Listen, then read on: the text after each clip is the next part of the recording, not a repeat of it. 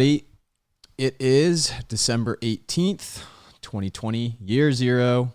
Got just a few waning days left here until the winter solstice.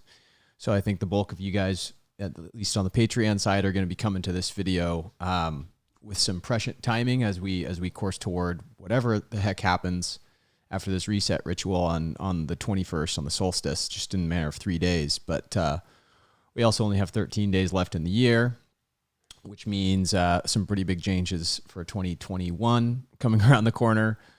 But as we go into this, this is a very Templar reset, ritual-centric banking reset, where we seem to also be getting a Templar decentralized money system. I wanted to enlighten some folks further on the topics we went over last time. I think if you go to my my last Patreon video, if you haven't seen it, you might want to go check that out. The Lost Mysteries of Humanity Concealed Across Time. We're starting to get deeper into the mystery that is our ancient past, which goes, it would seem, much further back than just the biblical recounting of the 12th, the last even 5,000 to 6,000 years. The Bible only picks up the story along a journey that's very much rooted in even more ancient mysteries, which the Templars seem to have guarded across time, like we keep talking about. So if we're going to understand whatever the Earth is going to be like under a new energetic framework, one that is less Aryan in nature, we're using the signs of the zodiac to describe the nature of the energy that people embody. The Aryan energy, remember, is very much the eagle energy that we got in the United States from the eagle faction, and the serpent faction have been, it seems, at odds with this eagle faction for a long time.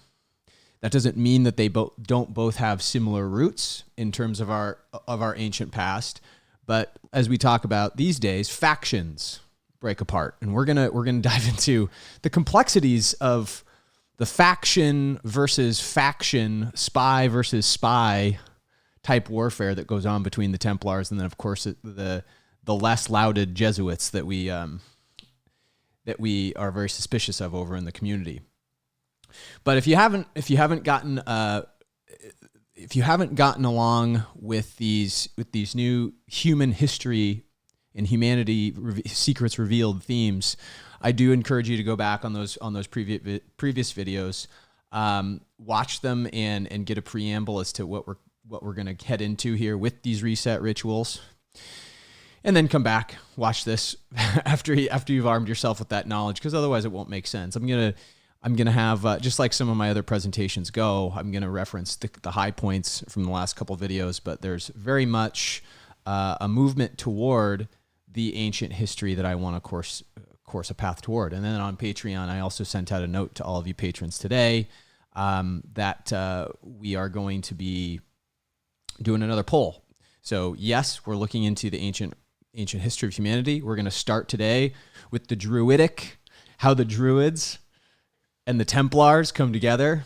S4 Quattro Bob, I think you'll find that particularly funny as it relates to paladins and druids, and why that they're one and the same if you go back far enough in time into the priesthood of these orders. And it's funny how the two memes intersect with carrying across this ancient knowledge. So we're going to learn a little bit about that today, but the directions that I think, the serpent, this book, the Secrets of the Serpent Bloodline is something we're going to reference pretty heavily on those themes. But you can expect some of the nature of the questions to be around, okay, what part of the Aryans do we look into? Do we look into the Nazism that pervaded in the 20th century? I'll give you a little bit of a preamble of that today. See and show you why that's an interesting topic to go down. Or do we look at, as we've talked about over on YouTube, if you go over to my YouTube channel and look at some of the latest videos, as it relates to Japan and how the samurai class themselves were Aryans and likely came out of a migration event of the Mediterranean, which was actually post-dated from the cataclysm events of Atlantis. So we can go off in all these different directions. Nazis, Atlantis, Antarctica is another one where we're going to be looking into potentially. So I'll leave it up to you guys when I run that poll, but also just a brief announcement to those patrons who, speaking of the patrons, yes, Allison's got her tier on here for her personal sessions once a month at the new tier, but at the $25 tier, we do these monthly vid chats. And for Christmas, anybody in the Discord community is welcome to join the next one. We're going to be doing it next week. I'll post the time of this in the Discord channel. So that's anybody at the $5, $15, or $25 levels will be able to join in this month's vid chat. We're doing a little bit of a Christmas, get together for the whole community to show everybody what it's all about. And then you can decide from there whether or not you want to partake in those in the future, but just a little bit of a community building thing. So that's kind of where we're going to go here, guys. Starting again with the goddess serpent energy awakening at the winter solstice. To give you a little bit of a review, this is, of course, the piece of East iconography that we are looking at on the solstice happening. The pattern of the V, Saturn conjuncting with Jupiter, happens once every 400 years or so. Funny enough, it's about the exact same amount of time as a sunspot cycle takes to conclude. Let me say that again. A sunspot cycle. It's a little bit of a tongue twister. This has something to do with Nazism as well, as we're going to find out today. So not all is what it seems as we go into these very ancient faction wars playing out with the rituals. But astrology leads all. Cosmology, as it relates to the individual, from the astrology, is how we interpret these signs. And of course, we've got these the warring dance of Jupiter and Saturn all year, where they will finally separate in the birthing ritual after 9 months of gestation. And as we recall, if you were to watch those previous videos, as I've pointed out, Ellipse Park is a ritual being guarded by the Templars for the Washington Monument to concept into Ellipse Park, the egg. Of course, we showed the ritual on that on Corey's show recently, plus on all my other all my videos as of late. But here's one of those articles that references Ellipse Park, the non-scalable fence erected, not for the election. This was but to protect the ritual, of course. So we have all these things going on, guarding the 21st ritual. But after all of this concludes, we're also talking about this being the Mayan long count, the real Mayan long count day, by which their calendar ends, right? The final day not being December 21st of 2012, but December 21st of 2020. Anyway, those are some things that I want everybody to remember, because they will factor in today. But we're taking a little bit of a course toward, again, the ancient past. What makes Templars tick, I guess, is a thing we're going to find out today. And we're going to start, of course, again with the Druids. And I'm referencing a book that's actually in my Evernote server. If anybody wants, at the $15 level on my Patreon, you can access this book. It's by Michael Tsaria and the Irish Origins of Civilization. And this is a study that he conducted along with some other scientists that goes back into the 80s when he started across looking into symbolism in a similar fashion to what we are doing, but not in a way that signifies steganography, of course. Looks like we got Surreptitious joining in Theta. Hey, how you doing, man? Oh, he said he's going to be back after, rather. So anyway, we're gonna read through a good chunk of this, because other required reading I want people to go through is the revisionist history that we are owed. with the Roman fakery that's happened alongside the different biblical re-accountings and rewritings and reinterpretations. I've told people on this channel in the past, Jeremiah 8:8 is the scripture to look at in the contemporary Bible to show that the occlusion and the rewriting of history was foretold for, likely because of all of these factions carrying along the truth. And then, of course, we had the Antarctica, the censoring of Antarctica with Sarah Michelle, who's actually now the late Sarah Michelle, unfortunately. But I hope everybody's been using her resource catalog. She's got part 1 that we went through a little bit last time. Part 2, we didn't go through as much. It goes through some more of the actual photographic analysis that she does on the Atlantis story. This is going to factor in a little bit to the Cliff High reports that we're going to be referencing today. Cliff High's older Alta reports are going to show us a little bit more of what we're going to be needing to look for with these ancient serpent faction identity. Let's call them archetypes rather than identities. That's the word I was actually looking for, and how they use these symbolic archetypes in the current political environment. So, Druidic symbolism and Masonry in the Judeo-Christianity world. So, what we're gonna discover today overall is that Aryans are a common bloodline for most of the white. Let's call it the white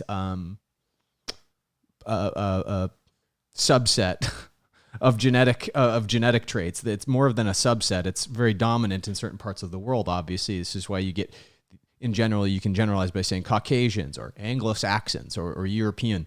Aryan is just another way to put that. And the Aryan race itself, we're going to find out in a Robert Sepper video after we go through these, has a common root of all of whatever genetic manipulation in combination with genetic mixing.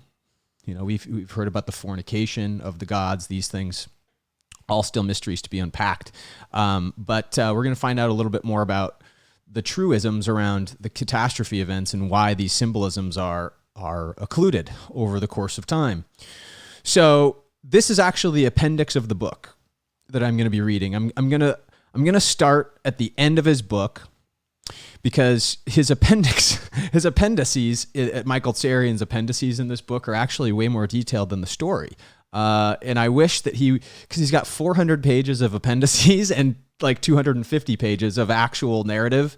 And it's interesting to me how he did this for his book, because he basically sidebarred everything of relevance to the researcher. He does put it together quite nicely in a narrative in the first 250 pages. But I'm more likely to absorb something that's in longer format. And so I actually like the appendix better. And so that's what we're going to be going through today, instead of most of the passages from the book, except for the last one, because it kind of it starts us in a state of where we're at and why people in general don't have any sort of criticality in their thought relating to the true story of Christ, the symbolism of awakening one's kundalini and becoming powerful and truly connected to God, essentially, right? So here it is on page 290 of his book. I'm going to start here. Basically, read the last page. It is singular to find a white race spoken of in ancient monuments. Dr. Brugsch, the learned German, notices the word Tamhu, or white men. As it occurs on tablets dated 2,500 years before Christ, it is puzzling to indicate the people. Brecht traces them to Libya. Champollion recognized the Tamhu, a type of European ancestry. M. de Varia remarks upon hieroglyphics, recorded the fact that Horus, the god, leading and guiding in a white race. So right here, they're talking. What he's doing is Michael Tsarian is discussing researchers that he's already referenced in the book, about 3 or 4 of them, just in case you were wondering. Because again, this is the concluding statement. So we're going to elaborate on this stuff in the appendix. But here we go. Let's continue. So they're talking about Horus being that learned god from the white race. And remember all the Horus symbolism. Horus resembling the hawk in the Hermetic tradition in Egypt. The hawk is very important because it can stare straight into the sun unblinkingly. It's a very unique characteristic of the hawk that all of the other birds don't even have. The eagle doesn't have this, for instance. So if you're talking about hawks versus eagles, it's another way to put some of these symbolic frames of reference into place as we look at the current war situation. But Horus, remember, is very important to the Isis goddess story too. So Horus is this leading and guiding white race. As there are still many Celtic monuments in the North Africa region over many hundreds of miles, it's contended the existence of the original Celtic people were in Egypt, or in modern language, that the Welsh and Irish were once in Egypt. And this is actually something we're going to find out further in the appendix, the true roots of the Templars and why it does go back to Egypt and why there's all this this cross-country expanse of their influence that leads all the way to Scotland, to Ireland, to the UK. We're gonna find out quite a bit about the truth behind what transpired when Rome came in and took over Egypt for itself and transplanted everybody else that was there in this Irish civilization away from it. Okay, so interesting things that are coming out, and this is again further reaffirmed by a lot of the white migration that we've been talking about with the samurai I mentioned, with Robert Sepper's work. So the age of lies comes to its end, and of course we're in the age of lies. He's talking about us being in this age of lies. And it comes to an end, and men get a chance to discover what has long been concealed from them. It is only because of the lies of the grandest proportion that the true ancestry of the elder race has been obscured. The elder race, of course, is that original common genetic thread that all of the white people have to the original Aryans. And we're talking about Aryans, of course, in the context of Mars too.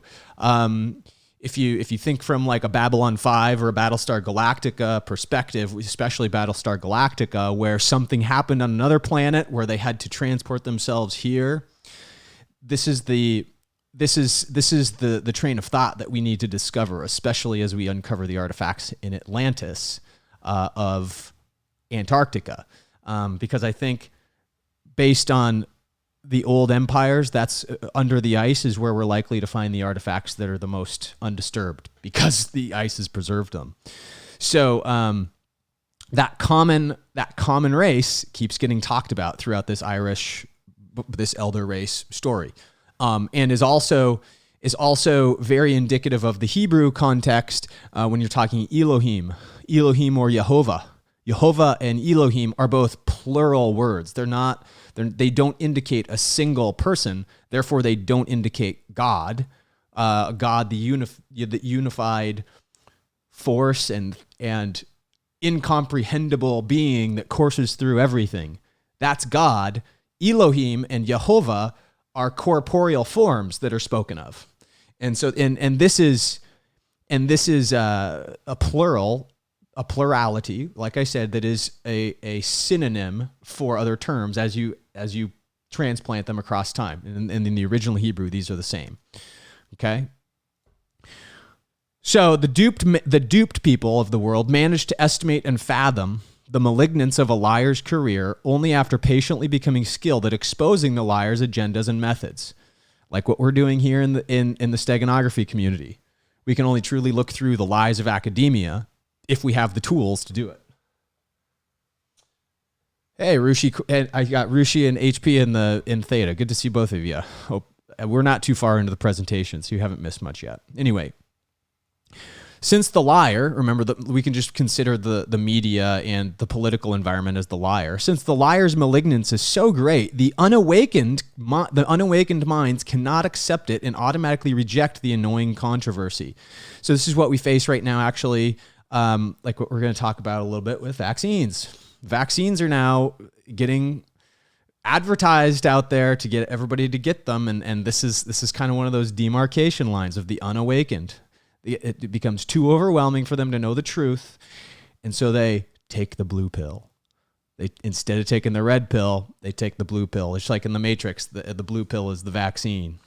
So few there are in the world, and few there will ever be, who can fully grasp the level of malfeasance that has brought the world to its present dire state. That's something to keep in mind, because this is something we have to keep in mind. We cannot change people. We cannot save people. We can only show them the way to salvation. We can follow in the footsteps of Jesus and all of the teachings of him and Mary Magdalene, both. But we cannot take their lives upon ourselves as a personal salvation. We have to live in the ways that we're taught. Plain and simple. I've said this many ways on this channel, not a new concept, but that's kind of what's being called upon. And it is a good reminder that you're not going to change anybody's mind. You can't bring everybody along with you in these times to come. It was never going to be the case. Sarian goes on to say, the sorcerers who govern the world in the place of the servants of truth, let's consider the servants of truth, the capitalized letters as the Templars and the Druids, okay, are merely the most toxic and spiritually arrested of human beings. They perform an act but are morally dead. So these sorcerers are morally dead. Their agenda is to make the world as corrupt, chaotic, and noxious as they are within themselves. In such a condition, their vile proclivities are less obvious. In this endeavor, they have been very successful. To make sure their plan is not interrupted or thwarted, the sorcerers plot to destroy their most tenacious rivals and to tranquilize everybody else. To tranquilize everybody else. Isn't that interesting terminology he used? This is a 2008 publication, is when he wrote this. So it's not that old. But he's speaking to some interesting terminology, especially in this age of vaccinations. Okay. Alarmingly, man is not aware that he is teetering at the precipice of a bottomless chasm. Man is unaware that he is unsane and deeply psychically and morally toxic. His infirmities have come upon him gradually and outside of his direct sphere of attention. Many toys are within his grasp, but the great sword of truth has long ago fallen from his hand. His heart and head are intoxicated with delusion, and the sacred ways of the ancestors have little meaning for him. So we're talking about the lemmings and the sheep here. Of course, there's a picture here of a sheep in front of a TV with George W. Bush prominently playing on there. But that's essentially what's being said. Their lives and experiences no longer motivate him, and their spirit no longer warms blood. Modern man stands existentially stark, naked, and desolate. Serving the sorcerers provides his life's satisfaction. Another thing, getting the vaccination or anything in the two parallel paths of humanity is going to do for you is you're going to be serving the sorcerers. Whatever you succumb to and give up freedoms for, you're serving the sorcerers. Freedom and independence are mere words. Man believed he could grow strong on a diet of pure materialism and now wonders why he's vomiting forth his guts and dying of malnutrition. Modern man loves life but hates the life he lives. It's a profound thought. Let me repeat that. Modern man loves life but hates the life he lives. He worships, but only before those blood-soaked altars built from the bones of his fathers and sons. He grieves, but only of the loss of that which is destructive to his soul. He mourns the loss of the physical welfare, but not for his spiritual and moral welfare. Isn't that nuts? Like in this age of COVID, nobody's looking at their health, their immune systems. Oh my God, what am I going to do? My job, my car payments, my house payments. I'm going to get evicted. And these are all material things. And unfortunately, we are seeing a rebalancing of these things because people have lived beyond the spiritual capacities for love, happiness, gratitude. Sodom and Gomorrah is a cautionary tale. Everybody's heard of Sodom and Gomorrah and what happens when a society debauches itself. Spirituality comes in to rebalance it. And these astrological portals, like we talk about with, of course, even the planets aligning here, the winter solstice, these are key, let's say, opportunistic events for these prophetic priesthood memes to come about. And in a way, again, the Templars and the Druids, I'm only adding Druids in here lately because I am starting to realize the commonality between them, the Vikings, and the Templars, and how common they all are, only in going back through some of this older material that I had a new eye for, especially because I went back through this book, which we are going to go through today, and it reconnected some of these things for me that I never looked at in the same way. And of course, The Mandalorian, the TV show, the Star Wars TV show, has somehow factored into this too. It's been a weird journey the last couple months, but I don't want to digress too much. Let's get back to the text here. Man mourns the loss of his physical welfare was the point, right? Not his spiritual. He's followed, but only those who lead him to an unmarked grave. There's no discernment in who he follows anymore. There's no actual leadership. He's progressed only to inherit a world raped of virtue and truth. Once, not so long ago, men endured a terrible age of catastrophe in which everything familiar and seemingly secure was lost. Terrible forces were released, and men believed that they were punished for angering the gods. Fall of Atlantis. This is kind of that Sodom and Gomorrah moment that humanity has, the ultimate Sodom and Gomorrah moment humanity's got amnesia around. Abuses of science and magic, said the sages, brought mighty kingdoms and heroic tribes to a humiliating end. The message of the past looms on the road ahead, and one thing is certain. The past catches up with everybody. It may catch up with all humankind. If the gods are angered again, they may unleash yet another natural blitzkrieg to cleanse the world of men who have lost their way and turn their backs on virtue. Time may be short for the spirituality and morally naked obscenity that no longer deserves the once illustrious title, man. So that's kind of how Michael Tsarion ends out his book. It's not, it's a very, very stark juxtaposition over what we are living through versus what we face if we don't change our ways. And we're already there. We needn't talk about those topics. We've discussed them all year in year 2020. Remember, we're here to talk about the ancient ways and how they're going to come out of the seams and how we will know what to look for as they come out. So we already have a lot of the Templar understanding of that knowledge. But what if I told you again that the Druids were the originators of the Judeo-Christian theories behind what we look at? They're not theories more than Hermetic principles. They're the originator of the Hermetic principles.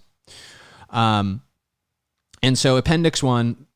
All of this stuff is going to be a little bit drier because it's not a narrative. But Tsarion titles this "The Druidic Symbolism in Masonry and Judeo-Christianity," as he points out how much more ancient the Templar symbols that we use, even the V steganography that we're going to look into today, how that is used for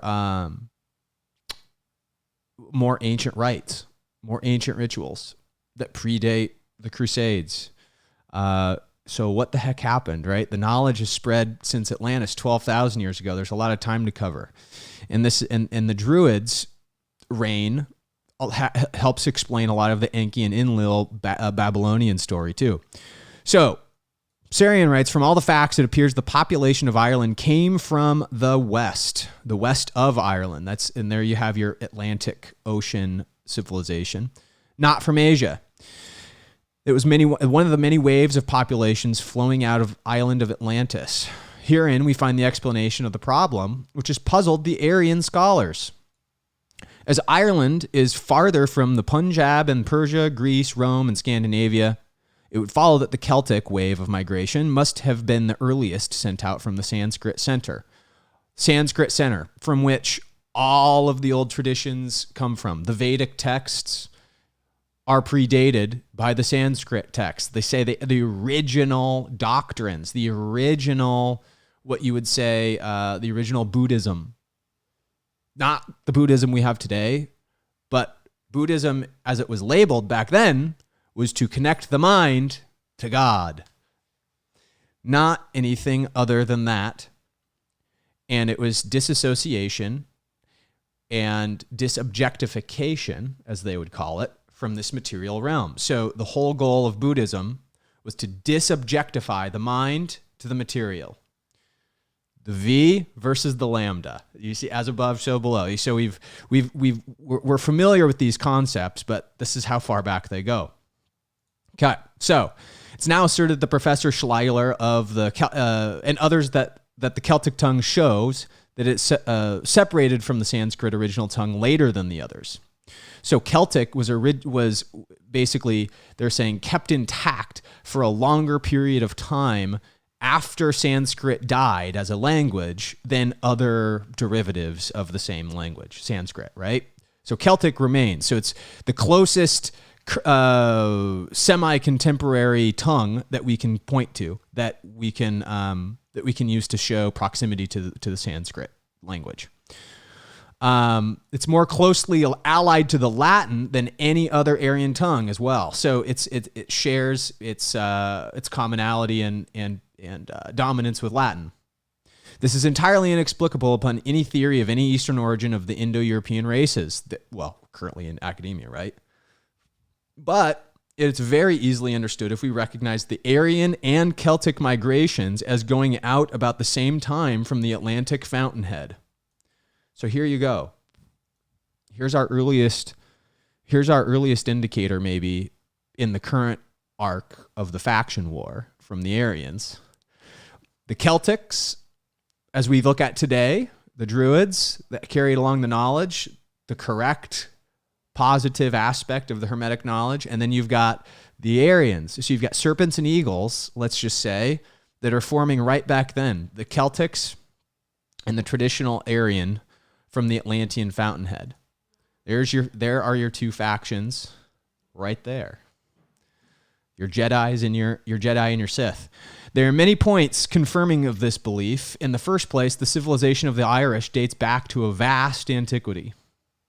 As we have shown throughout the Irish origins of civilization, the symbols and traditions we associate with Judaism, Christianity, Templarism, and Masonry originate in Ireland. Sorry, I didn't show you. So there's the phraseology that puts it. Judaism, Christianity, Templarism, and Masonry originate in Ireland. They were first employed by the Druid elders of the West, once known throughout the world as the Arya. So there's your original association with the Arya too. Not necessarily something that is only warlike. Remember, Arya, Aries. Aries is potent, energy, passion. War is easily resultant of passion, but just like the V can be appropriated into a materialistic sense or a security-focused sense to root oneself into an experience, either one can be accessed, and one's positive, one's negative. So they are the original Arya. The name of Ireland was originally Ari or Arya land. Ireland, Arya land. One of the main connotations of the term was Western land. Another connotation was land of the pure noble ones. Hard as it is for the most common men and women to comprehend, once upon a time, the little green island of Ireland was the world's original aristocracy. So he goes on and he talks about the elements of civilization that they brought from Atlantis, from the pre-Diluvian times, how all of the Hermetic principles that were brought to Greece, to Egypt, all originated with the Druids. And he talks about much of the Atonism. Atonism is another form of Buddhic doctrine, monotheistic elements of all of the Judeo-Christian theologies all derive from whether they're Jews, Essenes, Mandeans, Stoics, Alexandrian Gnostics, or any of those. They all derive from this common understanding. And this is what the Catholics, the current V sorcerer faction, call paganism. And quite frankly, it's a really stupid bastardization, because paganism, as they would describe it, would simply demonize anybody who's totally in tune with nature and knows nature's principles, taps into the goddess energy, all of these things. They have the secret of the serpent. These are the things that have been bastardized over pagans for a long time. One of the most common things people ascribe to pagans: oh my God, they do animal sacrifice. They're evil. They do animal sacrifice. And actually they do. They do animal sacrifice. The Druids do. They did. Whether they exist in some offshoot, very, very secret order, and they exist in the same form that they did a long time ago, who knows? They're at least the Templars of now. But the point I'm making is with the animal sacrifices, just like the Native Americans would do, they would hunt. They would eat the animal. The Druids were no different. But what they had was altars. They had blessed altars with ancient runic symbols on them that would bless the spirit of the animal when they had to sacrifice it into the afterlife. They would pray for it, essentially, before they partook of the bounty. And so they did sacrifice the animal and help its spirit get off into the after. They were in tune with nature, like the Native Americans were.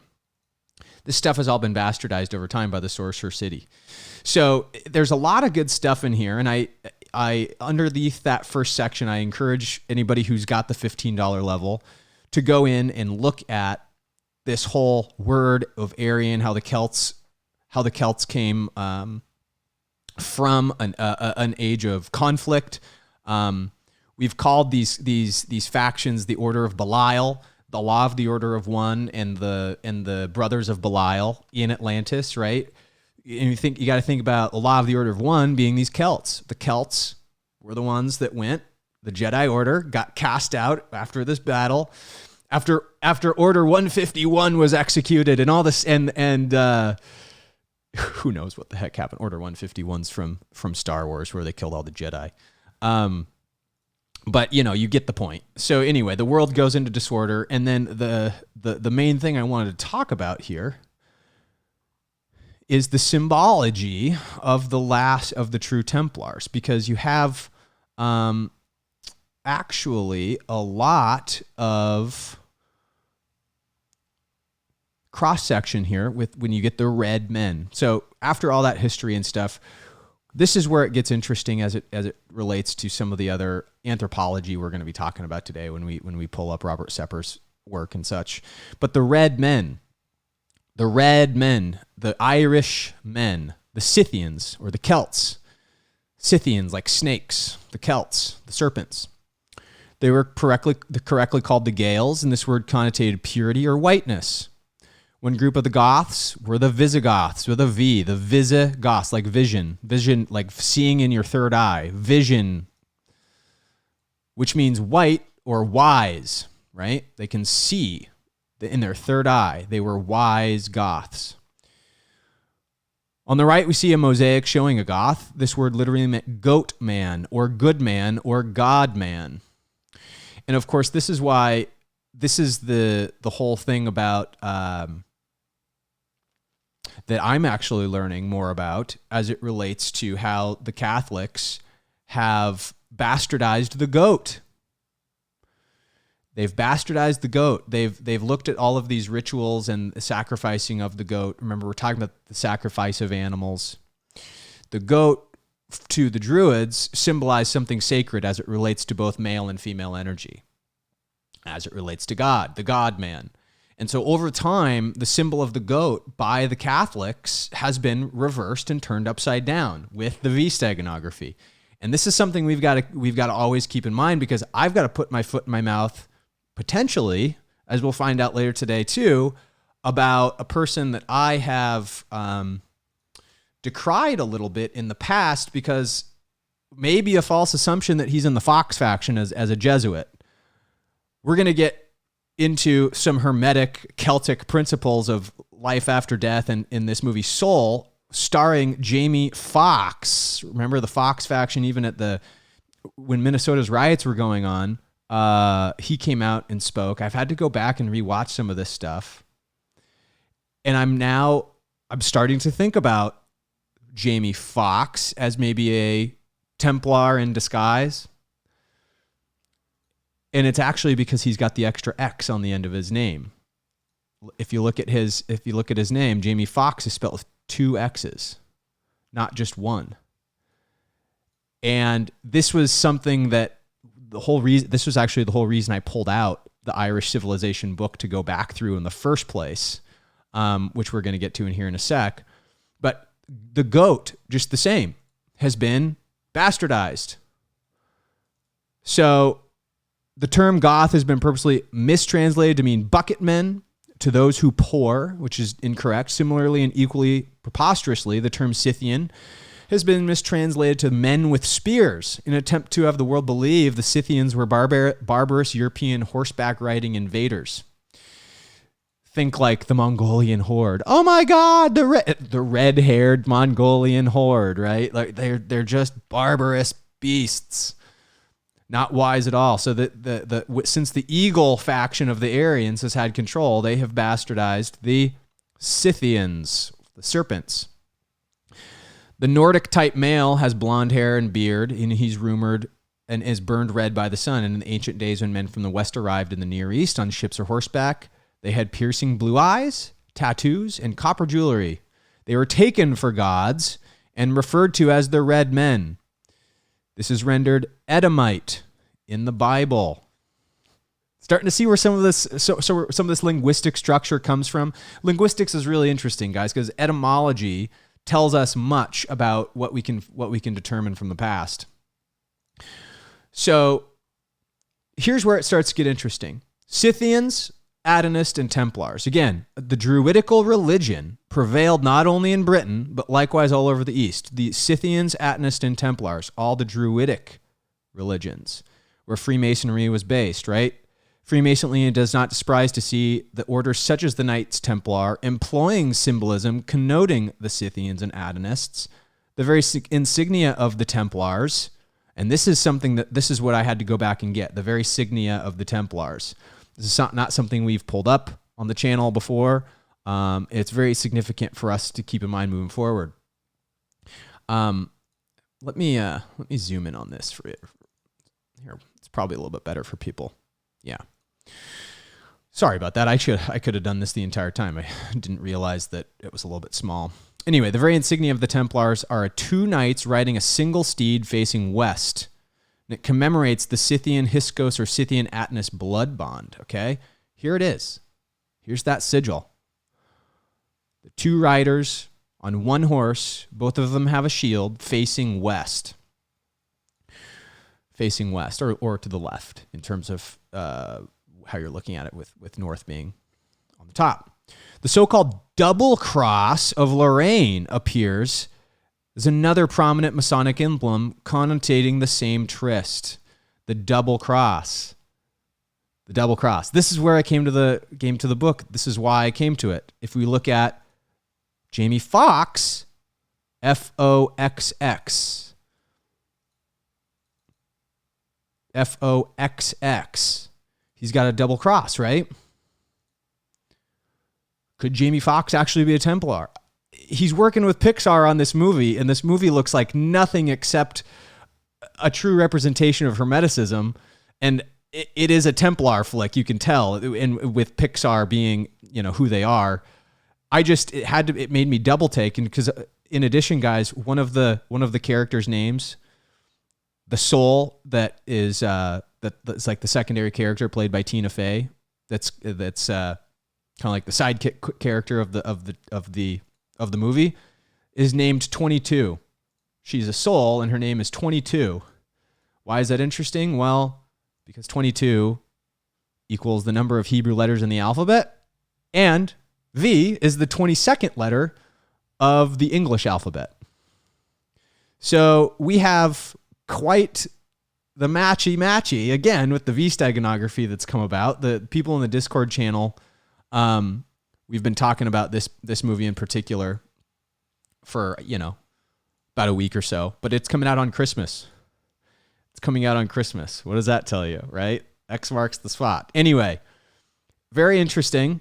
The double cross is what we can look for now, and it'll give us another clue in our steganographic research if we can keep this in mind. With the double cross, it's a funny term too, like you double crossed me, right? What is that supposed to mean? Because it's the Jesuits who really double cross people, but are they just double crossing the Jesuits with a counter spell, right? It's an interesting practice, symbolism, everybody. And I learn stuff new every day just by having to look at things differently. Let me see what we got going on the chat here. Just a moment. See if all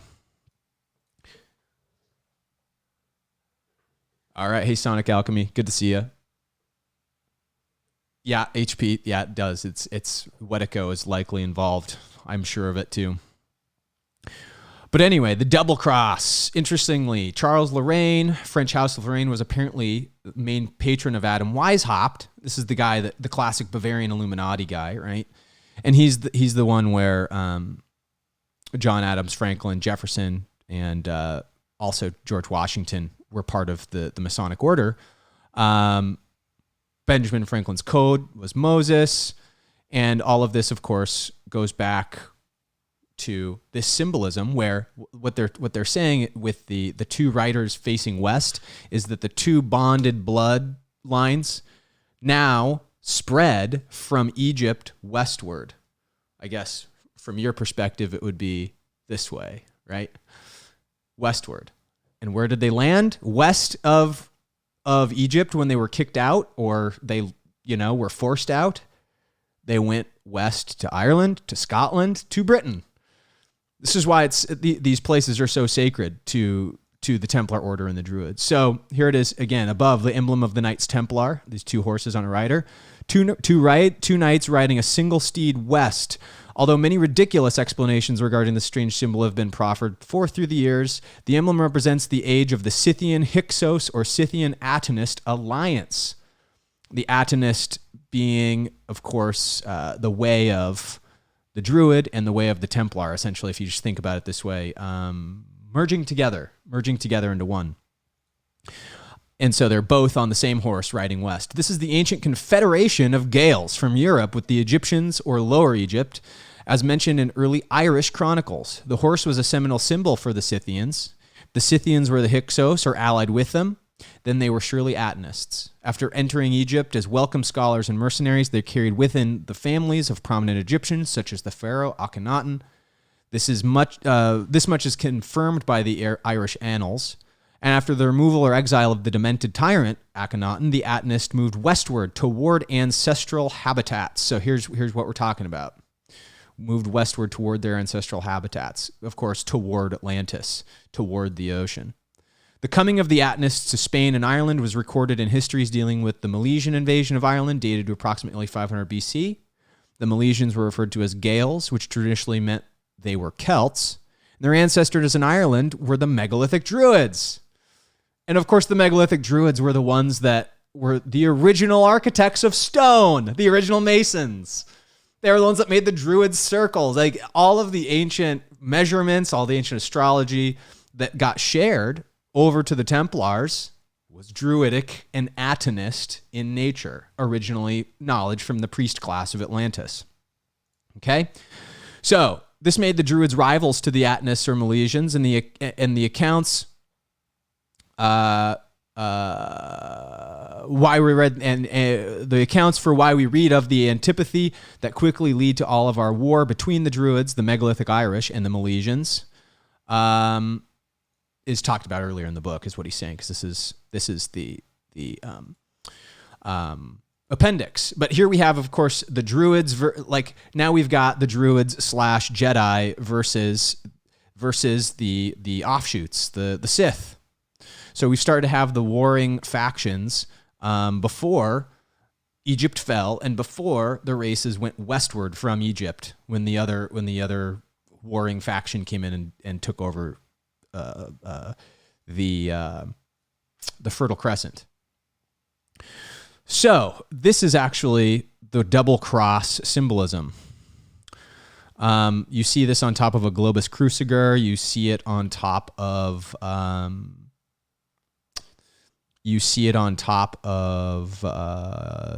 the what do you call them?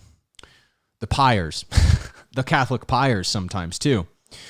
So this is a symbol that even the Catholics use to this day, sometimes themselves, but it is basically a Druidic symbol for the double cross. We referred to connotates the alliance between the ancient Adonists preserved by the present day in the world's royal dynasties and major secret societies.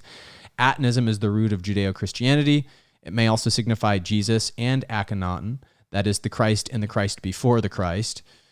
The trefoil motifs are the throwback to Druidry. So again, they've bastardized their own symbols, or the ancient good symbols in a backwards way. And so this, you could see two X's, the double cross, and this is where I think, again, we're talking about the double cross, that the Catholic Church uses the double cross in a bastardized way, therefore turning on our negative connotation with the colloquialism of I've been double crossed, right? So it goes through and it shows how Irish words are used in all sorts of areas of the world. We may go through some of this in another broadcast or another presentation, but yeah, he goes through all sorts of stuff, the Joaquin and Boaz pillars, and we've got to probably go through this in a little bit more of an esoteric bend to one of my podcasts or presentations, as it were.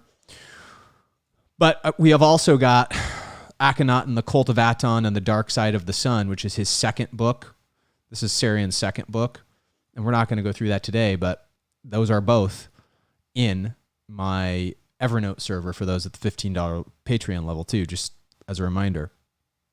But the point has been made, okay? The serpents themselves are one of an ancient order. And so in a manner of speaking, that's what this book here, I'm going to tie some other stuff to first before we close out the presentation and show where we're headed with current events. This is the other book we're going to go through today. I mentioned this on the Discord server because there is a vaccine-related story out there that is suggesting that the vagus nerve of people that are getting the vaccine is being attacked, which is not a good situation. The vagus nerve is an incredibly important piece of our bodies, as we're going to find out. So without further ado, let me get to my bookmark sections of the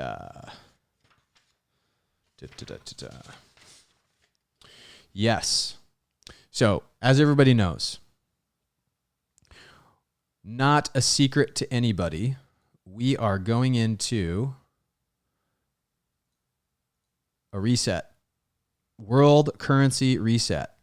Put the 10 cent, the eagle, the fleur-de-lis, the burning of the old money system, time reset. We've all these themes of the current war reset, right? Well, what if I told you that this money system that's been created by certain faction has all been a bastardization of the serpentine energy itself? If we just look at the dollar symbol and its spear through the snake. So it says, most people don't realize how much money goes against the natural way as the serpent people like to live, by bartering and trading of services, not by using money, by bartering. The American dollar sign is a magic sigil, which in truth represents the serpent people and their knowledge.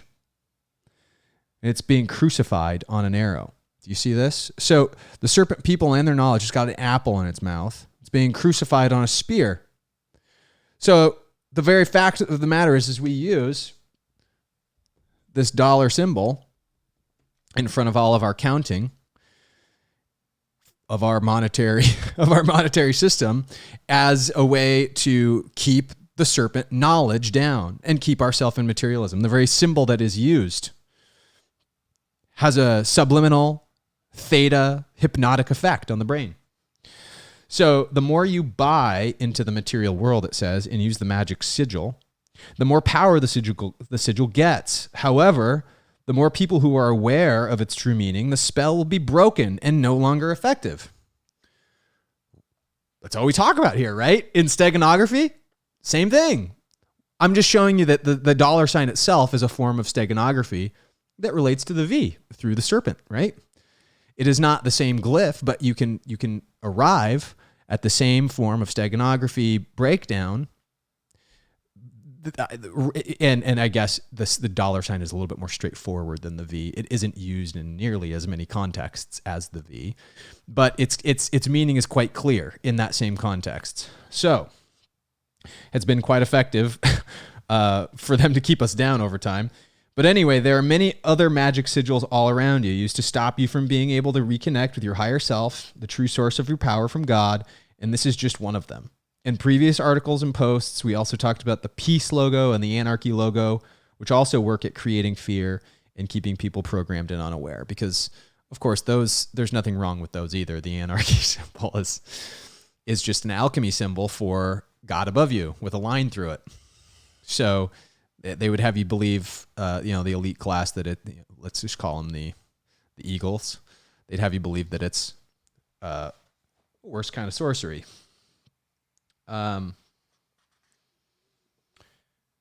So they go in to talk about the pentagram.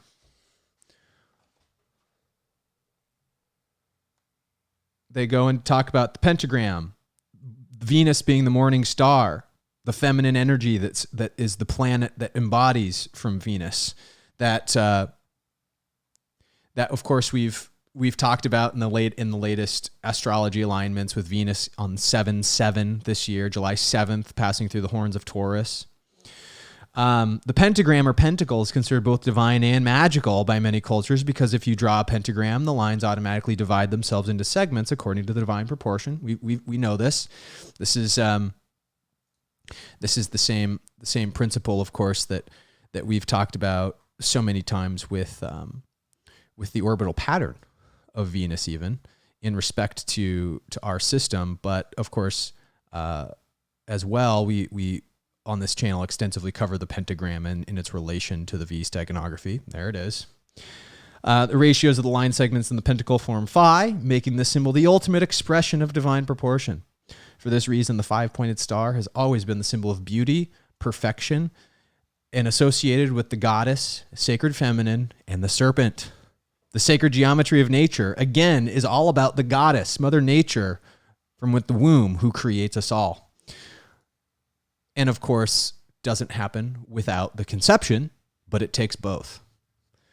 The Virgin Mary and the Immaculate Conception, even, the energy by which the conception happened was male, right? In terms of the ritual that the Essenes performed. Again, this is all demonished because it's all feminine energy. The pentagram has become an evil symbol to be feared, when in reality, it is the most truly beautiful. So again, these are some of these. If you see in, here's some other, the feminine, the goddess framework of the zodiac, of course, the Vesica Pisces. It's the vaginal, the shape of the vaginal canal. This shape surrounds the Washington Monument for the Ellipse Park ritual that's going to happen as well. So this is all very ancient stuff. The Yuga cycles are discussed in here as it relates to when our serpent energy is awakening. And there's some specific stuff to the Templars in here, the Brotherhood of the Templars. Here we go. True history of the Templar Knights. And here's where it gets really cool, guys. Okay, so again, the Druids and the Templars and the Scythians, all the same, right? So before the Templars were known as the Templars, they were known by many other names. The order was set up to protect the bloodline families and the knowledge that has been passed down by word of mouth to family members and initiates for many thousands of years. However, to be able to carry this out, stealth is required. Wherever we have been on the globe, we have always we try to get to positions because Tao Tia, the author of this book, she's part of one of these Templar families.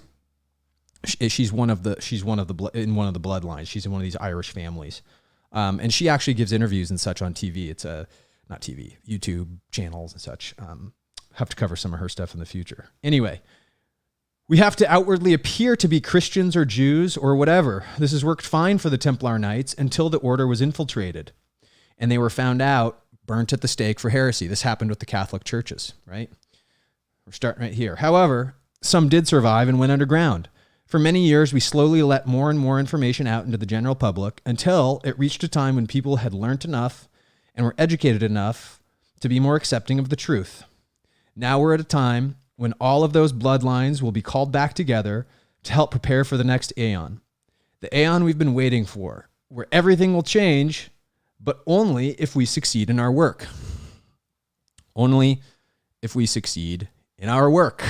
What have we been talking about? You can't save everybody. They have to save themselves by way of the path.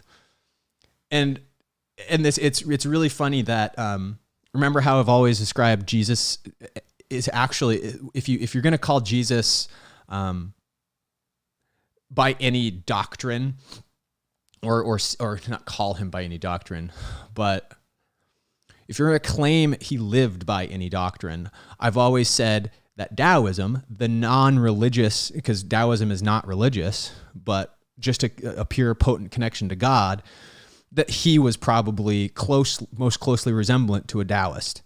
Well, I also have learned by going back through all of the Druidic connectivity to the Templars that Tao, T-A-O, is a title that is bestowed upon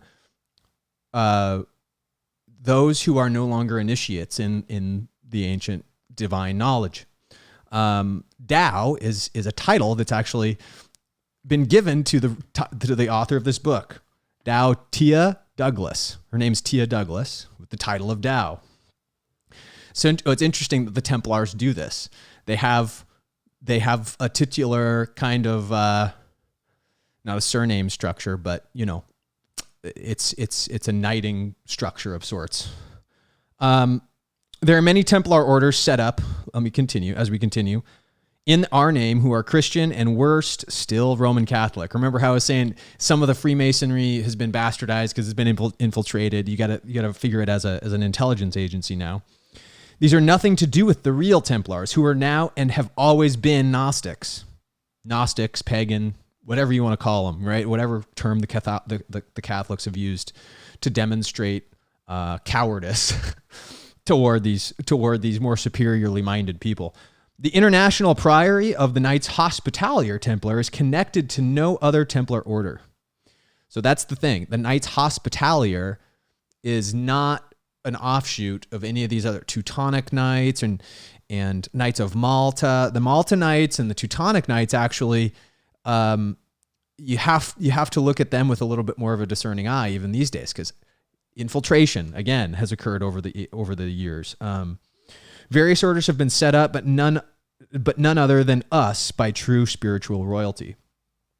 There are few orders who are in contact with, however, at this time, we have had no other public face other than our church and order. All the rest of our connections are still thoroughly underground and many in public roles. They will join us on the public side of things eventually, but right now they are best left undercover in their positions, ready for the next stage of the plan. And we have links with bloodline families all over the world where everyone is doing their part to help out in their own areas of expertise. What does that sound like, everybody? Sounds to me like a guild structure. Sounds to me like the Templars already have a guild structure that are necessarily operating in the shadows.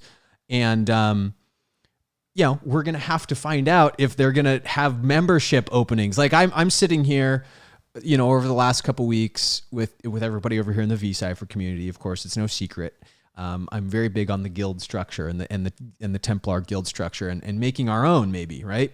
An archaeology guild I've talked about leading the effort on and only having 150 people large groups in these guilds, things like that. But it's not something that is an easy effort. it would be a lot easier, in fact, if there were already people out there that would recruit to their ranks type of thing. And does this suggest that might happen? I don't know. If Dao Tia, who is correctly calling herself a Templar, if she is correct, and let's just take her at a word that she is, does it make sense that this might happen? You know, that they might look for the virtuous and the charitable people to be called into the Knights Hospitalier ranks once more. Who knows what they go by? They are still the Serpent faction of old. They're still the Druids and the Paladins of old. But they're all one and the same in the grand tapestry of humans on this planet. So, one more excerpt here. It says, within the church and companions, we get more kin of our. We can recruit more of our kin back together by promoting our church and the order. Those who are willing to help will be given more responsibility within the church, and those who are companions may in time be asked to join and become a probationer of the order proper. We have a chance to gain full initiation into the mysteries of Christ.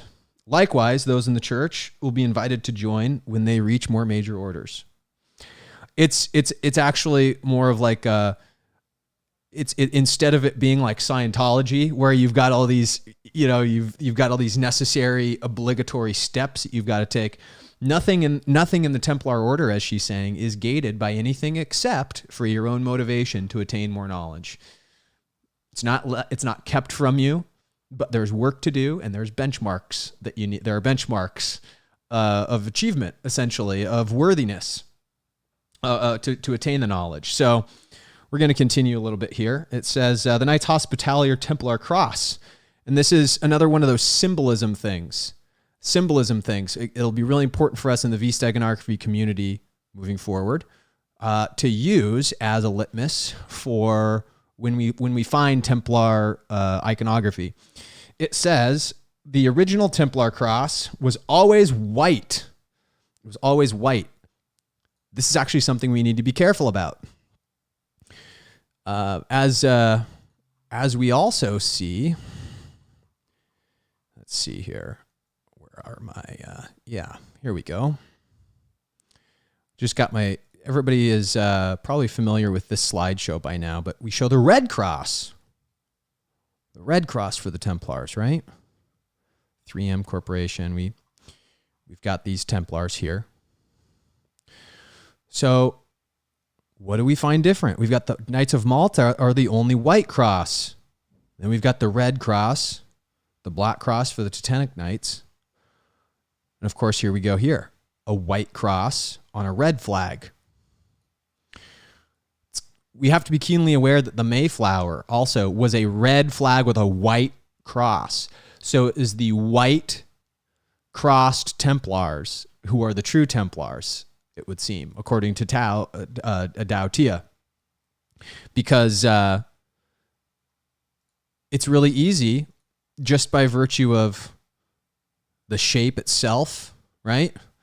To get lost, we have to know what we're looking at, truly. And this is not something I've even been careful enough about. You live and you learn. You go back through the stuff that you've already gone through, like I'm doing today, and I'm giving the research a little bit more context. Today's video and presentation is a little bit of a primer, as you might imagine. There is going to be that poll that I mentioned coming out, so I'm not necessarily sold on whatever direction this is going to go in.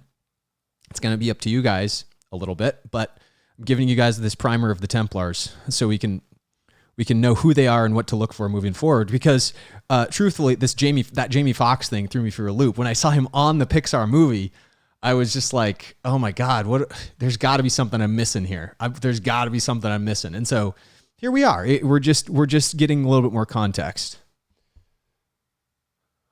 Yeah, looks like we got a couple more people over in Theta joining. Hello, everybody. Thanks for joining the stream. So anyway, back to the book. How do we tell the Knights Templar cross from other crosses? The original Templar cross was always white, represented purity of the noble hearts, and to represent all 7 colors of the chakra rainbow. So all 7 colors of the chakra rainbow. Remember how in a prism, like Pink Floyd's Dark Side of the Moon, right? The prism, white light breaks into all of the colors of the spectrum of the chakra. So white embodies the entirety of the chakra awakened Kundalini. Is why the white cross matters instead of the red cross, which was more of a root chakra only and materialist. And these are actually the balanced and true symbols of the Gnostic spiritual knights. After the Inquisition, those who took our name changed the color to red to signify the blood of all the shamanistic seer families who they slaughtered in the name of their god. In the name of their god. So that was, that's basically what you get with the Spanish Inquisition and this ridiculously vengeful god that they've written into their Bible. Much like today when people wear a red poppy, like in Canada, to remember the dead soldiers, S-O-L, soldiers like the sun, who have been sacrificed in the name of their god. Peace-loving people wear a white poppy instead of a red poppy to show that even though they are upset about the deaths of all these soldiers, they want peace, not war. The color red represents male energy, male Aryan, right? Aryan energy, the Mars energy, and the element of fire. So this is another way the Christian Templars wiping the patriarchy with their lies right in our faces. So these are really, remember, I don't know if everybody's ever seen those red poppy flowers on the chest. This also goes that people wear at war times, to signify the veterans, the veterans that were lost in the war, right? The V days of the war of the world. People wear these red poppies. Whereas the Templars, if they're peace-loving people, remember they're in remembrance of their loved ones, but they're wearing a white poppy. Why is it also important to the Wizard of Oz rituals? Well, everybody knows that's not a novice to my channel. That on my YouTube, we've covered plenty of Wizard of Oz themed items. And over on my Patreon, of course, we have, actually, I don't know if it'll scroll back down to all those. It's in older posts. But we have talked extensively about the Wizard of Oz. And what is keeping Dorothy asleep on her way to the Emerald City, the Merkaba, in her journey to the Merkaba? It's the red poppies. The red poppies put her to sleep. The red poppies tell her lies and put her to sleep in the field right outside. So the red poppy is actually shown. There's another thing to point to with the Wizard of Oz to show that in Hollywood, these Templar truths through Wizard of Oz, through Star Wars, through you name it, all the James Cameron movies. We're getting huge doses of it right now, all in a path for these guys to awaken us. It's been quite the journey. And here we are at the cusp of the ritual, the winter solstice ritual for the reset, and we'll see what happens in the next year. So I'm going to finish this excerpt out. It says, within our own order, our cross is always white, or on documents sometimes black or gray. So you can look at black or gray, but only because for printing purposes, she says. As far as anything we wear in public to represent ourselves, it is always the white cross. Our sigil and logo have some red trimmings, and this is to show that to show to others that we are the true bloodline.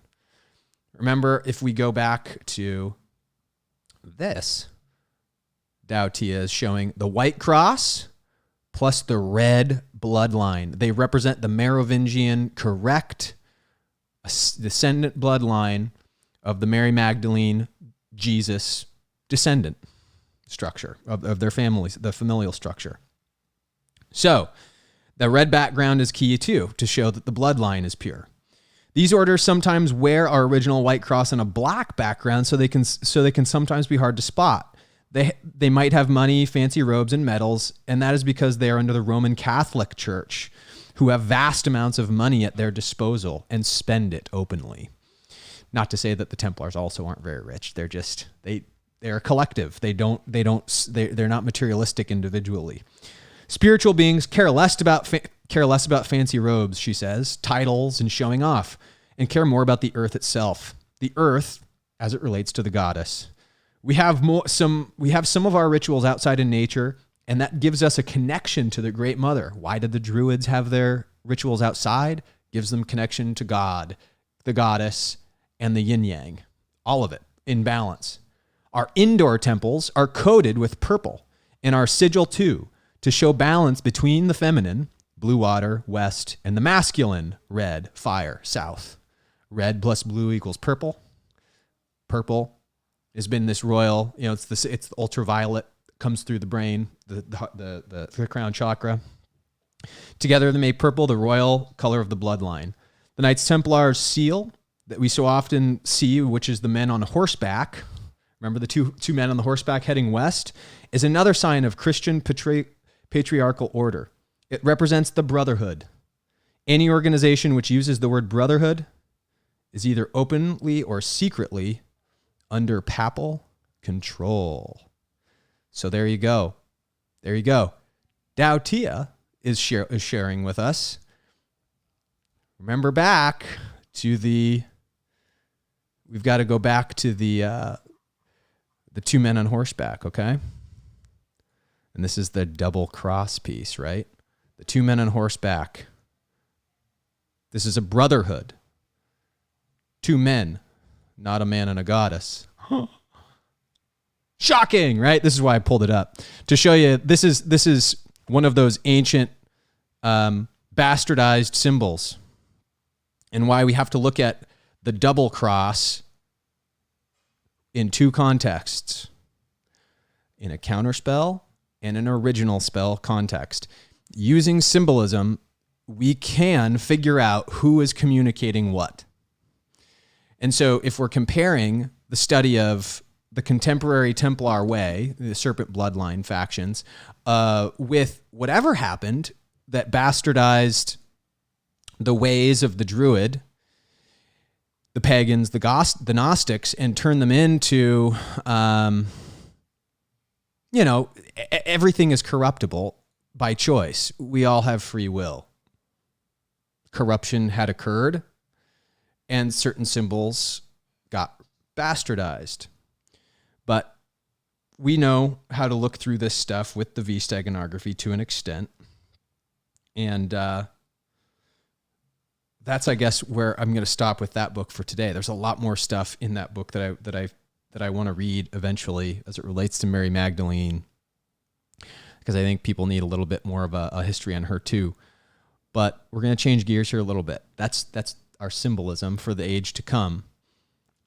Now, there's other symbolism that I'm bringing back an old Cliff High report for 2012 report.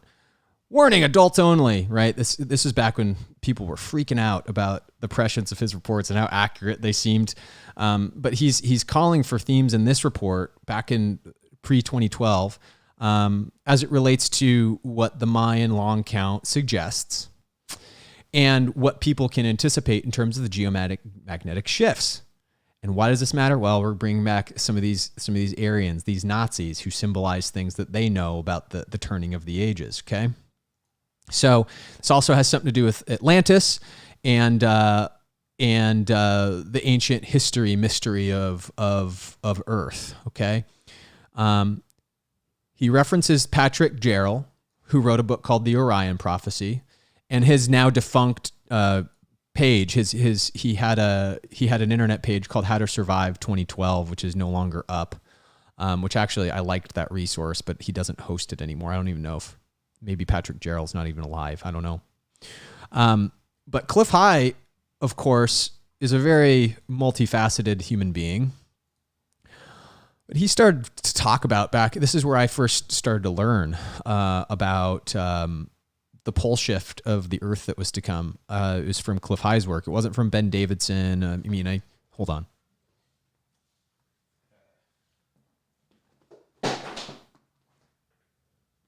Oops.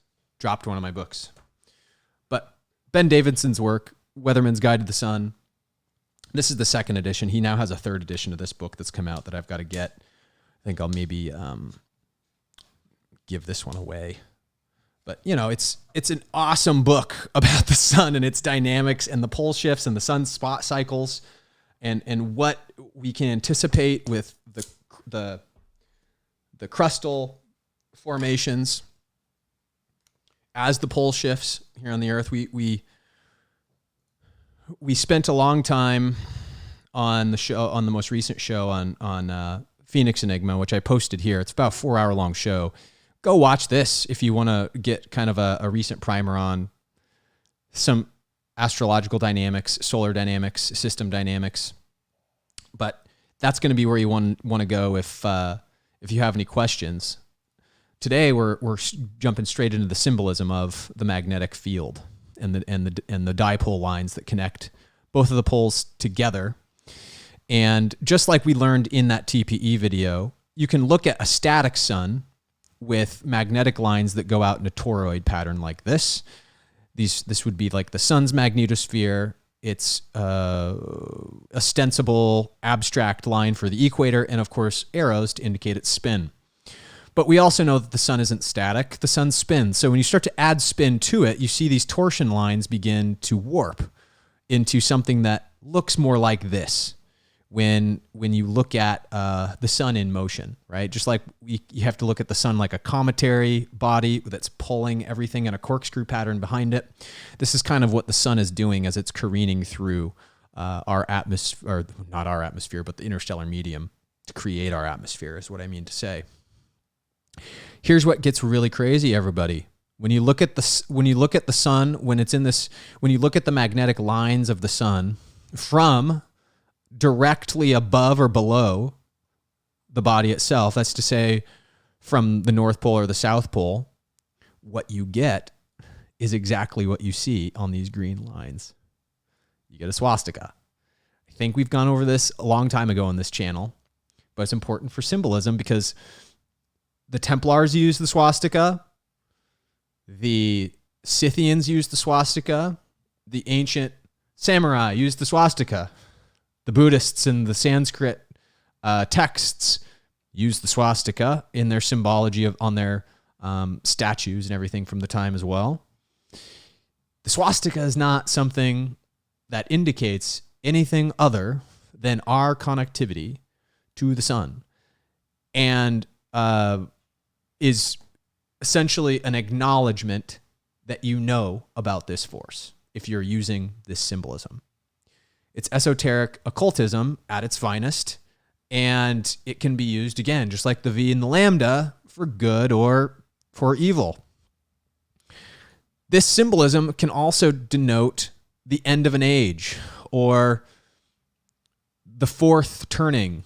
If you're thinking about the turn of the 4 arms, after the 4th turning, the new age starts over before 4 more ages set in. We're at the end of that 4th turning.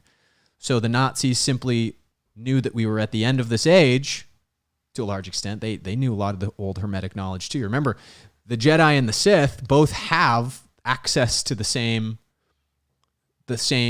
energy of the Force. They can just misappropriate God's energy by bastardizing the angular structures. So we have this magnetic flow that, the Stoics used to meditate on for days and days and days in the dark, so they could then reemerge from the tent that they were meditating in for days in the dark, look into the sun just as it was rising from the east, and look at it, and they would actually, under these very specific conditions, they would be able to see the magnetic lines of the sun as it connects us to the earth. So very interesting. Again, that's our perspective as we're spinning behind it in this corkscrew pattern. But that's not all. Of course, in this same report, also this report is available in my Evernote server as well, shows that the sunspot range is between 19.5 degrees and 19.5 degrees. This is the only spot that sunspots can exist. And they start at 19.5 degrees, and over the course of 10 years, they get closer and closer to the equator, and it creates what's called a butterfly pattern. It's called a butterfly pattern. Let me see if I can find the butterfly pattern is for you guys in Ben Davidson's book, because there is a diagram of it in here. But if I can't find it within the next 10 seconds here, I'm probably just going to move on because it's not worth wasting the time, because I have showed it in other videos in the past. You might want to go look back at some of my earlier videos on YouTube to find that, because I didn't find it easily. But anyway, this Merkaba structure is important to us because it is also the chakra of the heart. The chakra of the heart is a Merkaba shape. This is also not new to anybody on the channel. But it is important as we keep our grips about us, about the age of catastrophe, the weakened magnetosphere, that according to the Templars, we ourselves can help reignite the actual magnetosphere of the earth by awakening our own Merkabas, our own Christ consciousness, our own ability to love and forgive and give grace. These are what will strengthen the magnetic field of the earth in a weakened sunspot cycle. And that's what's incumbent on us all to do at this point in time. It's kind of a double-edged sword. Magnetosphere is weak, so we're getting blasted with cosmic energy. And those of us that can feel it and can attenuate it in our noggins, in our crown chakra, can activate our serpent energy, our kundalini. We can find out the secrets. We can pass it along. We can give people lexicons. This is kind of what these two parallel paths of humanity are going to be about. We're going to be on this natural side with the Templars, maybe. Who knows? Maybe we'll be teaming up with them somehow. Maybe we'll be creating our own guilds. Time will tell. But that's the path that I'm going to be on, is this natural path versus the cybernetic, fake path of humanity. We have to attenuate ourselves, and we can re-strengthen our magnetosphere and get through these magnetic waves that will come with all sorts of different cosmic events relating to the sun, whether it's flares themselves, whether it's like we share in the Discord channel all the time. The activity of the sun right now is incredibly interesting because it can overtake the earth, overwhelm the systems. And will that be all she wrote? I don't think we're going to go into another catastrophe situation like Atlantis this time around. I think what we're being called to do and awoken to do is the opposite, and it does take some work. But if we truly are, like I've determined in the age of the eclipse, the tribulation, where X marks the spot, we've gotten until essentially April of 2024 until things start to even out again. But I think they're going to get a little bit harder from here on too for the average person. But I digress about that. This is where one of the potential post-shift results might be, right? And this is just an artist rendering. We've talked about the possibility for the pole shift to happen in the past. But we've also said that the new pole could be basically Indonesia. It could be something like that too, where all of North America shifts down 90 degrees instead of the North Pole reestablishing itself anywhere near where it says here. In fact, this is a 10-year-old report almost, and Ben Davidson, the guy who wrote this book, has got several other data points that he's amassed in his videos since that would indicate that the pole shift could probably be as drastic as us now having a North Pole in basically where the Solomon Islands are. This either way would put Antarctica out of the South Pole and would thaw it incredibly quickly. And at that point, how quickly would people rush down there to corroborate Sarah Michelle's and other people's research, right? Anyway, stuff to keep in mind as it relates to the Antarctic mysteries. Some other things related to 19.5 because of the Merkaba. I just thought this might be a fun thing for us to pull up. 19.5, just like the Merkaba structure, is the Earth's helium coaxis for targeting, approach, and orbital mechanics. So this is what spaceships use for their re-entry. 33. I don't know why I put the 33 stuff in here. I put 33 and 19.5 stuff in here. It would seem, but the 19.5 relates to this symbol for the ether. The AE is the mean etheric product. If you take Earth's weight divide by the measurement in feet of one side of the largest pyramid in Egypt, you'll get that. You'll get that 19.5 degree figure. 19.5 degrees is the apparent deflection angle for any spacecraft that finds itself on its approach mode. Yeah, we already talked about that. Insertion onto the moon as well. So it's all of these. The incidence rate. This list goes on for 4 or 5 pages. That I've amassed a bunch of stuff where science, fields of science, geometry, sacred patterns in art. They all, the Greeks of course would use this angular structure in terms of the Merkaba as well. Mostly it's the pentagram that all of the sacred ratios are derived from, but there are other subsequent natural angular structures out there too, and the Merkaba is one of them. So, with that said, we're going to watch some videos to close out. Some video content to give you guys a little bit of a break from me. We're going to talk about Robert Sepper. This is where we're, again, reclaiming Atlantean history. And where we go with the research from here will be determined by you guys on the poll. But after we watch these, I'm going to give a brief lesson on the vagus nerve for some stuff that came out today too, right before this video is done.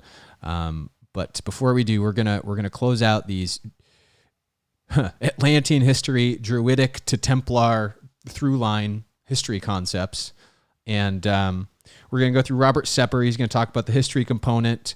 Joni Patry, we're gonna hear about the conjunction of Jupiter and Saturn that's coming up on the solstice, to see what her thoughts are, see how they match up to my own as it relates to this from a professional astrologer, of course. Ken Wheeler, we may not get to this today. This is a mind control topic that I wanted to weave in, but we may not actually get to him today. I'm going to put him at the end because we will get to Max Kaiser's video, and we're not going to get to the Joe Rogan podcast today with James Fox. There's too much there, and I wasn't able to weave it in with some of the other current event stuff that came out today. I wasn't able to weave it in. But let's start here. Robert Sepper, who started about 11 minutes in, he talks about a lot of the antediluvian, of course, backstory, and he's one himself that is attempting to piece together our ancient history, especially the mystery of the white people that seems to be pervading across most of the earth. By a political agenda. The red-skinned Indians that applied red ochre paint to their bodies, who were genetically related to the Basque, the Phoenicians, early Egyptians, Minoans, Etruscans, and pre-Mycenaeans all share racial and cultural affinities to the ancient Aryan North Iranians. Remember what I was saying with the Goths and the Visigoths in the Irish book too, earlier on in the presentation? Yeah, all these people came from the same bloodline. Whether they're evil faction or good faction today, the bloodline is similar, at least as it goes back into ancient history. And it would seem that only the serpent bloodline has kept it divinely pure, and that the eagle faction has interbred their bloodline. And maybe that has something to do with the Germanic breakaway. Maybe that's why the Nazis broke away. It's because they were the only pure bloodline of their Aryans left. I think that may have something to do with what their whole, genetic cleansing, as they put it, was all about. But anyway, there's your first reference point to the Irish story that we're talking about today, in terms of the red ochre that they would place. Or Scythians, which I've also identified with what is biblically known as Israelites. And if we take it back further, who the Egyptians refer to as descendants of the Empire of Atlantis.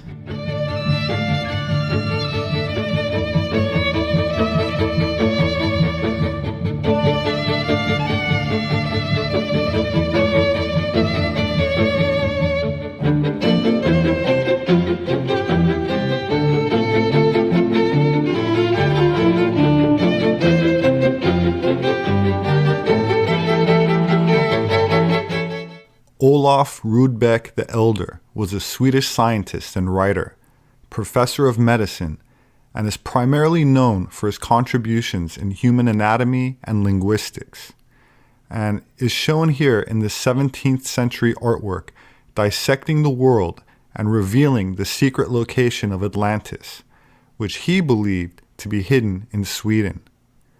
He is surrounded by well-known figures of antiquity such as Plato, Aristotle, and Homer, and I show it to help illustrate the point that there are many theories for where Atlantis might have been during the Holocene, not limited to Crete, and I contend that they are all ancestors of the original Atlantean Empire, which existed during the Pleistocene, as Plato said it did, located in the Atlantic Ocean, as Plato said it was, and as is depicted here on a map showing the extent of the Atlantean Empire published in 1882 by American Congressman Ignatius Donnelly. So let's take a look at this map. You guys see everything on the white? The Mississippi River Basin, the Yucatan, where the Aztecs were, the Mayans, down here with the Amazon. So you've got the Mississippi, the Amazon, and the Nile, all being these major rivers that the Atlanteans lived off of. Plus, you do have these archipelago islands here in the middle as the Earth grows, just like we've talked about with Hawaii and the Merkaba structure. As the Earth grows, land masses form out of that volcanic sediment that comes out through the crust. And we had a situation where you had that happening in Atlantis, and it was and not to say that that was the actual capital. There are many people that are looking at the area off of Cuba over here as one of the locations of Poseidia. Would make sense that Atlantis rising out of Cuba, if this map is accurate enough, would show that there would be structures there. But if you simply look at the extent, everybody, of this empire, this explains how, of course, the steppes in Mongolia had the red-haired people, the red Aryans. The red Aryans. In my eyes, I think you've got these Aryans, these Martians, maybe,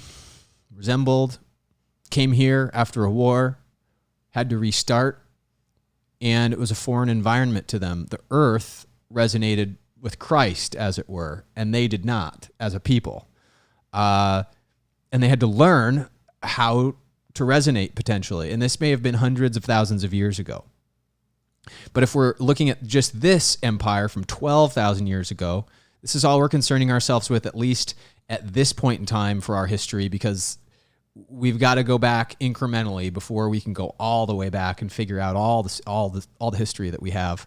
But this would explain, of course, how they would get over to Japan to be the samurai class. But this is indicative of the Vedic, Sanskrit, Greek, Hebrew, Mayan, Irish, linguistic culture, all coming from that Latin core, and it's all Aryan. It's all Aryan. At some point, the factions broke away, but the blood essentially originally was all Aryan. Freedom of choice, free will for us to either embody Christ or not embody Christ with our lives, right? In his book Atlantis, the Antediluvian World. While some might find it a bit strange to hypothesize Sweden as a location of Atlantis, one should keep in mind that there are not only linguistic relationships established by some researchers between the Nordic runes and the Phoenician alphabet, but the Viking ships show a striking similarity to Phoenician sea vessels, even down to the serpent symbolism both often had carved onto their boats. Symbolism of the Vikings and the Phoenicians being serpents on the front of their boats. And did you guys see the red and the white stripes? Just like the red and the white Templar flags. Whoop. But there you go, the Vikings and the Phoenicians. Very similar structure. Serpents on their boats. I'll let this play again. But the Viking ships show a striking similarity to Phoenician sea vessels, even down to the serpent symbolism both often had carved onto their boats. That said, Recent DNA analysis published in the journal Nature of the genomes of 442 ancient humans from archaeological sites in Scandinavia, the United Kingdom, Ireland, Iceland, Greenland, Estonia, Ukraine, Poland, and other Eastern European countries concluded that the genetic history of Scandinavia was influenced by foreign genes from Asia and Southern Europe before the Viking Age. And just because we're saying Asia in context of back then doesn't mean they were Asian skinned like now. Like we showed, it's probably the fact that they came from Asia but were red-haired white people. Very interesting stuff. Many of the mainstream articles ran with this story in an effort to debunk pre-World War II theories, which in a modern political context are regarded as supremacist, a term which has come to mean too white. The reality, however, is that ancient Asia and Anatolia is the ancestral homeland of the Aryans. And look at this chart, guys. The insular Celtic languages right at the top. Right at the top. This is where we still get some of these. This is the most recent period of time to us, which is why it's important to look back at the Celtic Druids. Because if we look at this, if we can look at the Celtic Druids and how they informed the current Templar structure, we can then go back even further. The Balto-Slavic languages. Remember the Slavs? The Slavs I've been talking about with the Tartarian Empire. That goes back even further than the Druids. So this is why I'm giving, this is another reason partially why I'm giving the Druids a little bit more credit. A, I identify with their ways in more ways than one. I'm very much, it's funny because I very much identify with the ways of the Druid and the Samurai. It's a weird combination because they're not exactly contradictory to each other in any ways, but the ultra disciplined nature of the Samurai is like the male, the positive male energy, and then the oppositely charged Druid energy is more like the goddess, in a manner of speaking, right? But we've talked on this channel a lot, especially in some of the history mystery shows that we've done, both here on YouTube and with and of course with these latest videos that we've been doing on Patreon. But it's not something that we should probably lose our heads with too much. We just have to keep our order about us of when things are happening, as if we hope to correctly and archaeologically piece this stuff all together. And use the steganography as our guide in doing so, of course. But the Hittite dynasty is as far back as we can trace this current, the Aryan, the post-Diluvian Aryan civilizations.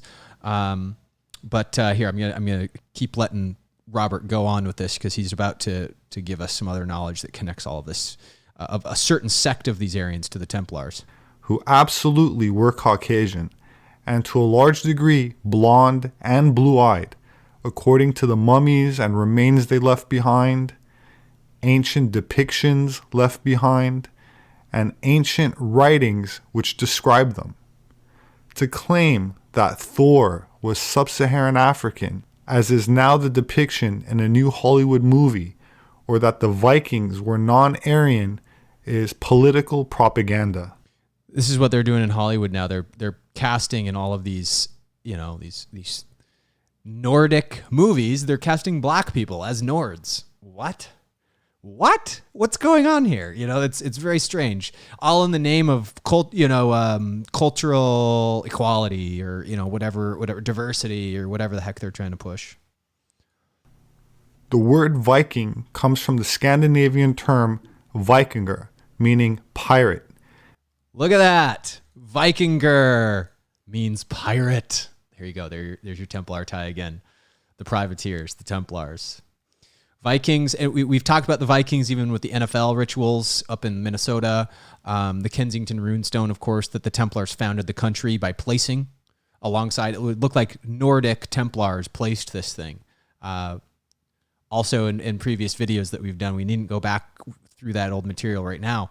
But it's tying together all of these backstories that we can connect our ancestry to, back to these conflicts. And this is a term also given to the ancient Phoenicians, which according to DNA were genetically regarded as European, as was the DNA of the ancient Minoans. So to say that the Viking DNA, which comes from northern Iran or the steppes of southern Russia, which is Scythian territory, or southern Europe, which is the same thing as saying they were Aryans. That said, the seafaring civilization that dominated the Mediterranean, whether you call them Phoenicians, Minoans, or the Egyptian term Keftu, these people were not the Atlanteans, but descendants of the Atlanteans. Keftu comes down to us as Kaftor in the Bible, and various theories place the island capital as Minoan Crete, Sardinia, the coastline from Tyre northwards to Anatolia, and even Cyprus, according to Emanuel Velikovsky. These are all Holocene locations and civilizations which not only are separated from Plato's Atlantis by many thousands of years, but Plato gave clear directions for the location of Atlantis, which was not in the Mediterranean, but in the Atlantic. Atlantis was not in Scandinavia, which had ancient civilizations that went by different names, such as Hyperborea or Thule, and Atlantis was not a round crater in the Sahara Desert, which is a new theory that is probably being disseminated by the same people that are claiming Thor was sub-Saharan. I believe a lot of the confusion would be cleared up when people start to realize that the New World, meaning the Americas, is not new at all, and its history goes back just as far as the history of the Old World. The terms New World and Old World are obsolete, just like the concept that the Americas were named after Amerigo Vespucci. Keep this in mind, guys. Amerigo Vespucci. Amerigo Vespucci. I've been doing some research on this lately too, and it would appear that there's V steganography right there. I always am suspicious of the proper nouns, but I don't use V as a steganographic tool for all proper nouns for obvious reasons, so we don't fall into apophenia, pareidolia territory. But it's always been interesting to me that his last name, by which the Americas were supposedly named after, started with a V. What is it hiding? Well, he's about here. I'll let Robert Sepper tell you. Are obsolete, just like the concept that the Americas were named after Amerigo Vespucci. The word Amaruca is derived from the Mayan native god Quetzalcoatl, meaning plumed serpent, and in Peru, this god was called Amaru. Amaru and Amarco. The serpent god, the feathered serpent god. Notice the swastikas in most. We saw that in the Aryan. We saw that in the Greek. Now we're seeing it in the Mayan. We're seeing the swastika. The people native to Central America called the territory Amaruca, land of the plumed or feathered serpents. So we don't live in the land of the eagle. Like we have, it's the land of the eagle. We have eagle symbolism on all of our money, on all of our sigils, on all of our flags. And it's the land of the serpent to the ancients, to the people that know about the divinity of this place from before the fall. The knowledge has been carried by the Druids to the Templars to us, hopefully, if we can all awaken. Just like in the Mandalorian series, we're all Grogu, Baby Yoda. If we can awaken our powers and step away from fear, we can come into awakening our serpent energy. Feathered serpent, like the Egyptian and Mesopotamian winged solar symbol, speaks to an ancient global empire which included transatlantic travel stretching back into the era of Cro-Magnon, the Pleistocene or Ice Age, the Antediluvian Age, or the Age of Atlantis. So, Robert Sepper at it again, everybody. One of my favorite archaeologists, anthropologists. I don't agree with him on everything, but I agree with him on most things. He's a smart dude. So anyway, let's keep all that historical context in mind. Again, as we go into the ritual season, as we go into the winter ritual season, and we figure out a little bit more about what the reset agenda is, it's going to be important that we keep the serpent history firmly rooted at our core, so we can go in with wisdom. Remember the wise men. We can be wise Goths, Visigoths. Anyway, we're going to go into some astrology here with the grand conjunction of Jupiter and Saturn for, of course, what Joni Petrie sees. She's a very clinical, sidereal Vedic astrologer who uses the correct system, not the Western system that the Catholics have used. That she uses the correct Vedic system. So she's got some interesting things to say to keep in mind. Again, as we go toward this event, which is only in 3 more days, and is also the capstone of the ritual that you can learn all about if you go to my Patreon page and watch the New Jerusalem, Earth's Hidden Destiny. This is also posted for free on my Theta.tv channel with Skullcap Savant if you haven't seen that yet. But here's what Joni Petrie's got to say about our Saturn conjunction with Jupiter.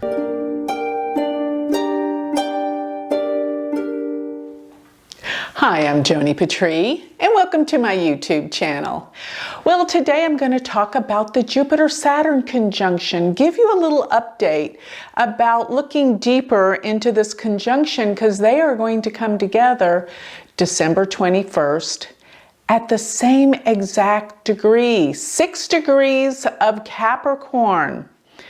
Jupiter and Saturn come together every 20 years, but the last time they were in Capricorn was 1961. So you see, they may come together every 20 years, but in different signs. So going back and looking at 1961, it was a very interesting time. It was the time that President Kennedy started his new presidency. So he was elected in 1960 and he was inaugurated in 1961.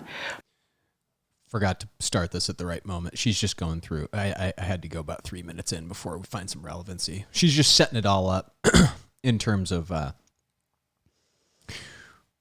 these events where she didn't mention also where Saturn and Jupiter perfectly conjunct, like this year where they're perfectly on top of each other. That is a once in 400 year event, not a once every few decades like she's talking about. When Saturn and Jupiter come together once every few decades, sometimes they're on top of each other like this or aside from each other, they're not always like right on top of each other like this. They usually pass over each other above or below the other planet. So it truly is a rare event. We're going to find this time for it to have it happen exactly, just so you're aware. Anyway, back to her, just for that clarification. It gives the focus and the discipline, while Jupiter gives opportunities. So there's Saturn gives focus and discipline. Jupiter gives opportunities. This is what they're both going to represent.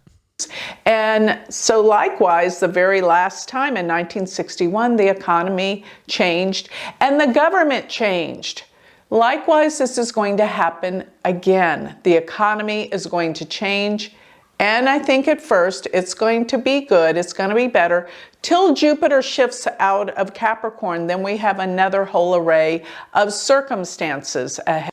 So here we go. We've got reset themes, government and economic reset, potentially transition at very least, to line up with the astrological energies. Fancy that. The sorcerers are capturing the potential of the magnetism from the stars.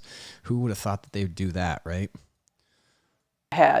But during this time, while Jupiter is in Capricorn from November 20th of 2020 through April 5th of 2021, I foresee there's going to be expansion and opportunities in the economy. Things are going to grow. Things are going to start getting back to normal.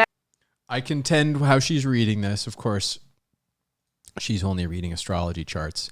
They may get better in terms of how we look at things on paper. Stock market might keep going, right? All the psychic markers. That doesn't mean there's actual health behind the markets themselves, but it might mean that the stock market keeps rallying. We get stimulus checks. Everybody is going to get stimulus and free money again. You know, all that kind of stuff. It is also what it could mean, which just further debases the actual economy. So keep that in mind, because I interpret it with that lens more than she will ascribe to. She's just doing her kind of dry, what she sees reading here. Imagine that after the outbreak of this coronavirus and what it's done globally to the economy, to jobs, to positions. So many things have changed because of this. Even the way that we do our jobs. We're using online tactics where we come together through Zoom. All these different changes. People are working out of their home. It's a monumental change. And this is in accordance to partly Jupiter and Saturn, where they're transiting. So this is going to bring opportunities in the economy during this period. And I foresee that things are going to expand while Jupiter and Saturn are together in the economy. Now, let me go a little deeper. Looking at that six, almost 7 degrees in Capricorn, this is conjunct the fixed star Altair. And Altair is a star of prominence. So whenever we have conjunctions aligned with stars, it's going to give the energy of this star. So everybody, I'm going to look up something here for you. Altair, star. Okay, so here's Altair. There's the star, and there's also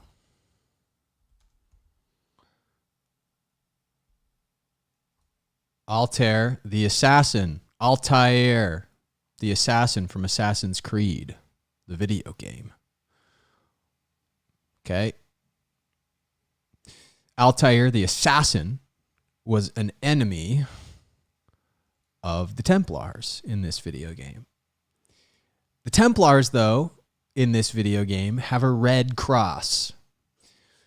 So the whole structure of the Templars in these Assassin's Creed video games, the first one of which starred this character, Altair. He was a member of the Levantine Brotherhood. Remember what we're talking about with the Brotherhood? Anytime you see the Brotherhood, according to Tao Tia,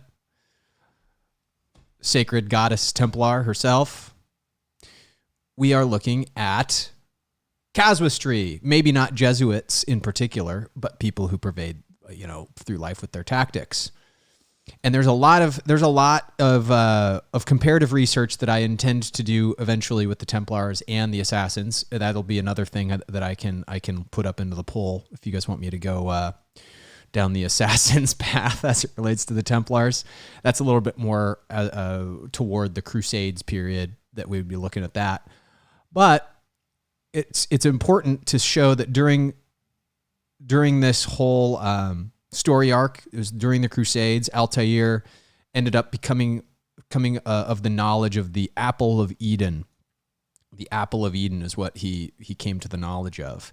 And so with Altair guiding over the star of Altair guiding over the conjunction that happens with basically Altair's up here, right? Saturn and Jupiter here. Altair over the top of this, what energy does that signify in terms of the Apple of Eden? I'll go back to Joni Patry and let her continue. So Altair deals with positions of power, very powerful. Another thing that it deals with is it's very ambitious. And the last thing that I think is interesting, it deals with trouble with authority. Being in Capricorn, this can have some major repercussions on leadership. Who is in the lead around the world There's going to be big conflicts with this. About what? I believe the way governments are run and the economy. Because the day that these two planets come together is actually called Uda, which is called planetary war. And with planetary war, Saturn and Jupiter are fighting each other because they have come together not only just as a conjunction, but they've come together exactly on top of each other. And this is called an occultation. They're occulting each other. They're occulting each other. Isn't that funny that that's the phrase for it? Top of each other. Their lights pretty much are extinguished on top of each other. So this is a day that something big will change. Furthermore, something big will change. Solstice event, even more so this year with all of these things happening. You have the solstice, you have the conjunction, you have so many things happening with the astrology of this year already too, of course, with Venus transiting Taurus and the halfway point between the tribulation astrology event, everything.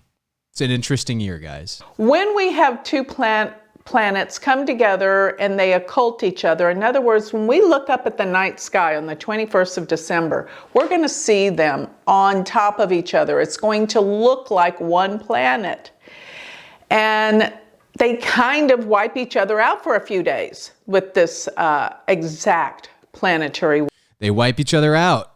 Perfect time to start a clean slate, huh? Reset. If they wipe each other out. It's just funny that she's using this terminology is all. War. So something is going to be, with these two planets, it's going to be a wipeout. Okay. Let me explain something else about this. Because when they are exactly conjunct, where they cover up each other, this means they are aligned in declination. Now, maybe some of you don't know what declination is. So they're aligned in declination, which simply means that we're on our way in a downward energy until it rises again.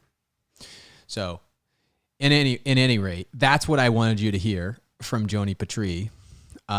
We're actually going to wait until next time to talk about Max Kaiser's stuff too, because honestly, it goes better with Ken Wheeler and Joe Rogan themes that I'm not going to get to today. But that's essentially the ground I wanted to cover today, guys. It's one that's we're ending the presentation as always lately, pointing back to the ritual until the ritual's passed and we can point back to it to say what's happened. We only have guesses as to what might be able to come out. We've got perspectives that we're looking for. Our ancient history is about to be revealed.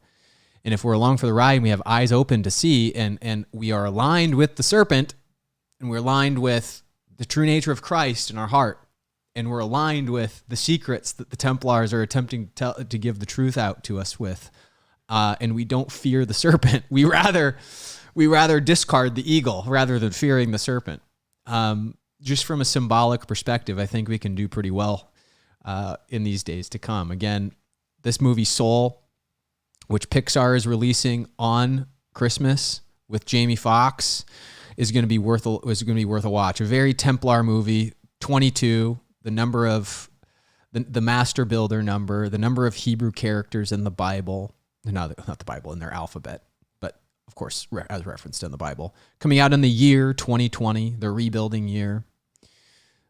The V steganography in Year Zero is becoming very apparent. But, depending on what this movie shows too, by the way, we'll have another reference point as to how to think about how we may or may not be double crossed with the two X's. Because in thinking about this, everybody, Fox Mulder too, the character from the X-Files, you can think of him being the double X in a certain sense. Yes, his name is only Fox. However, the title of the whole series is The X-Files, Fox Mulder, the double X, the double cross. How does this factor in to the truth revealing of aliens?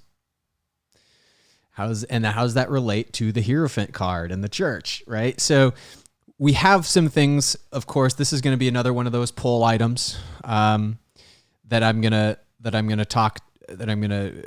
I guess give equal play to when I release the poll. There are plenty of different directions we can go to pick apart the Templar agenda, everybody, and I'll close out with a couple of key events from today. From Axios, the Lambda, or AXIOS. Axios. It's just too good, everybody. It's I love it when we find these articles from the Templar organizations, of course, too. The Pentagon, the pentagram, the military of maybe the Templar faction that's taking control of the country, who's protecting the Ellipse Park ritual. They've halted the transition briefings with Biden. They said this is all just, routine, but it's not. It's anything but routine. And there's not a lot to this story other than it just happened today. But this is huge. We've passed the Electoral College day. Things still don't seem to be changing.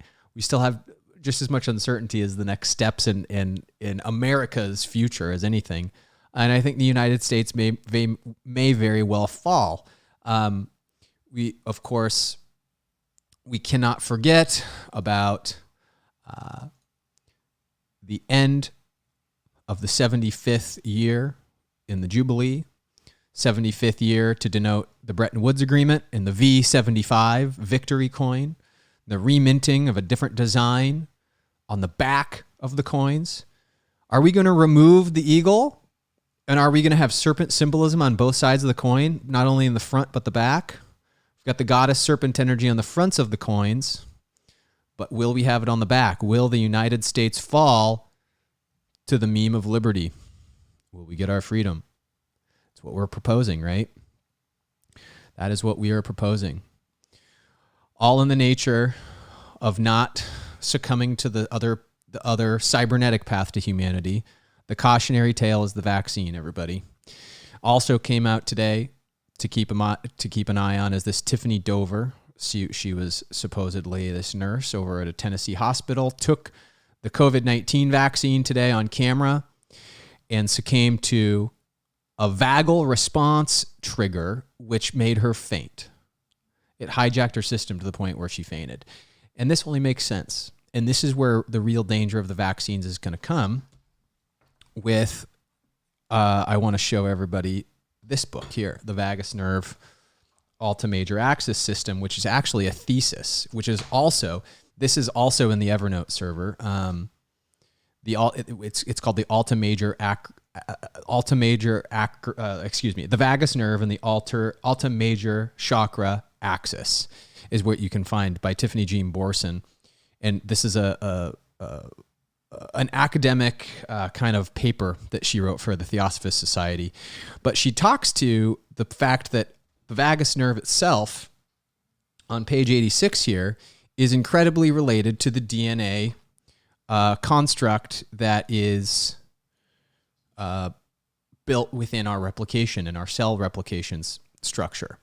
So if somebody really wanted to mess you up, they could hijack the hormone production in your vagus nerve, as it were, because the vagus nerve, as you'll find out in this book, is where all hormone production comes from. If you wanted to mind control somebody by dialing up or down certain hormonal production, you would do it by way of the vagus nerve. The vagus nerve connects all of the major organs together. And I've showed this in a graphical format in other videos. But here is an illustration of what organs the vagus nerve system connects. All your major organs, goes up and down your spine, and it regulates basically everything. So at a core level, the model, as it relates to DNA, as she writes on page 86, has a conventional replication model as it relates to DNA and RNA. She's talking about the vagus nerve regulation, okay? And To my mind, this model does not replace the conventional model, but rather augments it. The DNA replication model proposed by James Watson and Francis Crick, these were the ones who originally identified the double helix. They explain that of the two strands of the double helix, one of the old strands is always kept in the newly created double helix after the double helical structure of DNA was proposed and confirmed and reconfirmed. It was discovered that the two strands of DNA contain genetic codes for its self-replication. This is nothing new. This is just basically science that goes back in history and shows that we know what the DNA is, right? It's a replication of, it's built for replicating your cellular structure and storing your genetic code. The nucleotide sequence of DNA is copied into RNA, which is ribonucleic acid. Very similar to DNA, differs in function. The RNA is involved in processing the information from the DNA and makes proteins. Then uses this coded information to specify the sequence of amino acids and then replicate itself prior to cell division. This is where the double-stranded DNA complements its product as a copy of its double, where the DNA remains in the nucleus and uses a chemical called messenger RNA, mRNA, like in the DNA. Here's where it gets into the vaccines, guys, to carry the instructive message to the ribosomes where proteins are created. The biphotonic model, biphotonic, simply the bioenergetic field of the body, the chakra system, the aura, all of these things, does not replace this conventional genetic replication model, but may serve to explain the instructions of the replication and are being transferred in by way of being transferred and received via an antennae. So what she's saying here, guys, we've heard all about the administration method of the vaccines, and we've heard about how the methodology of their insertion would be to, by way of mRNA, the mRNA, the messenger RNA structure, it would recode the immune system such that we would become immune to the virus because we could code our DNA against its attacks. But as we're finding out, what's happening appropriately when you hijack code from mRNA, your vagus nerve becomes overloaded and shuts down. What I think may have happened to this woman is she may have gotten, in terms of the reset, what if the message in terms of the mRNA that the DNA now has to replicate by way of this vaccine, what if in that message there's a self-termination code to reset the body? What if with this reset code, the etheric field, the bioelectric field that she's talking about as a product of your DNA being replicated from the spiritual, what if your connection to that spirit can get severed? Your bioelectric field can get severed with a reset. I don't know other than to ponder on this. It's very interesting that this woman, one of the very first people that got a public vaccination, fainted because of a negative vagal response trigger, which was caused by emotional distress, blood being drawn, fear, gastrointestinal problems, heat. So there are a bunch of different stimuli that can cause this to happen. But the fact that the mRNA vaccine, of which is a crucial part of the body's bioelectric reproduction process of cell division, has been hijacked. So if it's been hijacked, then the hormones that are the product of these processes inside the body that make us feel and interact with our environment, if they would also be hijacked, which means, would you be able to really tell what was real at some point? I think this is part of the plan, is to change perceptive qualities through a vaccine. I think it's an imperfect implementation. I don't think there's any way in hell that they can pull this off. But it's very important that we keep our eyes on the prize. And again, loud the serpent energy, because if you can think about yourself as an energetic being, you won't succumb to these weird physicality tactics that the elite are trying to push down your throat. So anyway, love be with everybody. I love everybody myself in this awesome community that we've built. keep this graphic in mind. Keep your lambda upright, resonate with Christ, combine the V and the lambda to create the Merkaba. And, we're going to course into this new world with whatever the whatever knowledge that the serpent factions, the Druids, the Templars have kept for us safe for all this time. I think those of us who are seeking it out and seeking out the truth and seeking out Christ will come to know these truths in 2021 to a much larger extent. So we're still tracking this reset ritual, everybody. But I hope this offers a little bit of a preamble to what we can cover in 2021 with our ancient history. And we're truly going to start focusing on it and the archaeology components therein. And I do want to start steering the ship of the community to a little bit more of a research collaboration focus, as it has become over the last few weeks, which I'm really digging. So join the Discord channel again. I'll go back to the Patreon page. I'll show this one more time. The $5, $15, or $25 levels will get you access to the Discord channel and the Evernote server. And then, of course, at the $25 level, we do our monthly vid chats where everybody that is at that level goes into a vid chat and we hang out for as long as we want to. Last month was 4 hours long. Just had a few people in there. We're opening it up to anybody for the Christmas one in the $5 level or above. So look out for that announcement in the Discord server. I'll make that known when I figure that out. When I talk to Allison, because she's going to be on that too. But that does it for now, everybody. Be well, be safe. Godspeed to everybody. And study up, if you've got access to the Evernote server, study up on your Irish lore and your Druid and Templar history. We'll convene again shortly. And welcome to all the new patrons as well. We've gotten about 5 or 6 new patrons in the last week or so since we've done the last video. So welcome, everybody. That'll do it for now. Talk to you soon. Thanks for joining, especially everybody over here on Theta that joined in. Sonic Alchemy, S4 Quattro Bob, HP, Rushi. I think Serpturus was in there too. Love you guys. Talk to you soon.